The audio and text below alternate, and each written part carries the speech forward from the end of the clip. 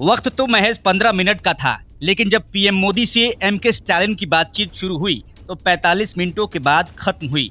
PM Modi से मुलाकात के बाद स्टालिन खिले हुए चेहरे के साथ बाहर निकले और मीडिया से बात करते हुए पीएम की तारीफ की।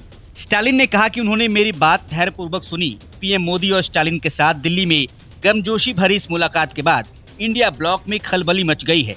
खासतौर से कांग्रेस बेचैन हो गई। सवाल उठ रहे हैं कि मौजूदा सियासी परिदृश्य को देखते हुए क्या स्टालिन की द्रविड़ मुनेत्र कड़गम और भाजपा की भविष्य में साझेदारी संभव है? क्या स्टालिन इंडिया गठबंधन का साथ छोड़कर बीजेपी से हाथ मिलाएंगे? हालांकि पीएम मोदी से मिलने के बाद स्टालिन ने मीडिया से बात करते हुए स्पष्ट किया कि पीएम मोदी से उनकी मुलाकात एक औपचारिक मुलाकात थी। इसका राजनीति से कोई लेना देना नहीं है। उन्होंने साफ किया कि केवल तमिलनाडु की 5 मांगों के संबंध में उनसे बात की, लेकिन ये राजनीति है।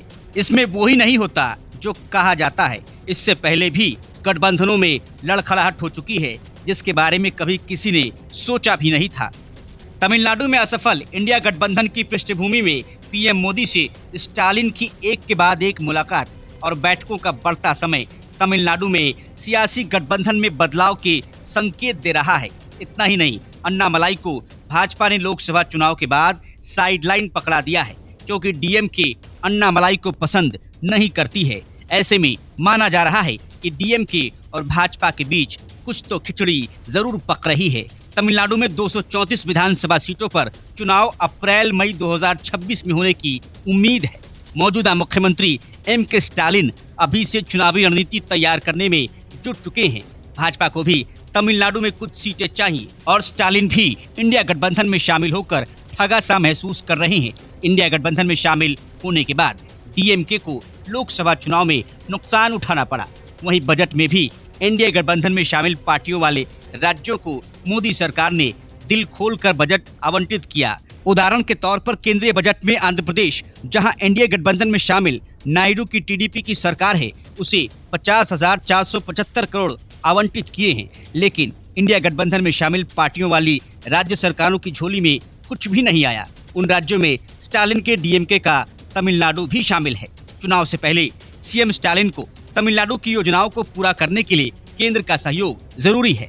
ऐसे में स्टालिन भाजपा के साथ दोस्ती करने में शायद ही गुरेज करेंगे। कांग्रेस पार्टी के साथ साझेदारी डीएमके के लिए आगामी चुनाव में एक दायित्व बन सकती है।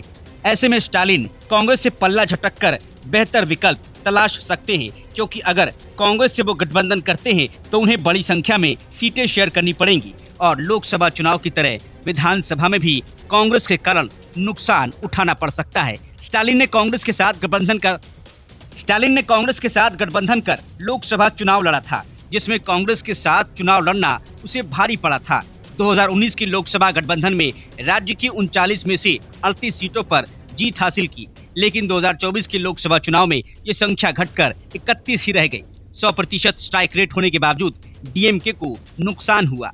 हालांकि स्टालिन ने 2024 के लोकसभा चुनाव में 22 सीटों पर अपने उम्मीदवार उतारे थे और स्ट्राइक रेट 100 के साथ सभी पर जीत हासिल की थी, लेकिन उसकी सहयोगी कांग्रेस महज 9 सीटों पर जीत हासिल कर पाई।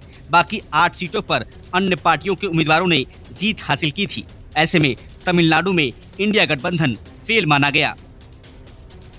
Bureau report, news of India.